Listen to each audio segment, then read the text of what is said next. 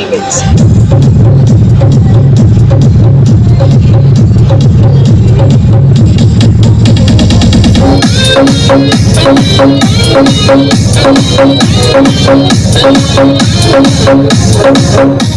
आज की वीडियो में हम एक होम थिएटर बनाएंगे, जैसा कि आपने थंबनेल में देख लिया होगा। सबसे पहले हम इस बोर्ड के कनेक्शन के बारे में बात कर लेते हैं। पहले वाले पॉइंट में हम एक वूफर कनेक्ट कर लेंगे, मैंने पहले से ही वायर कनेक्ट कर रखी है।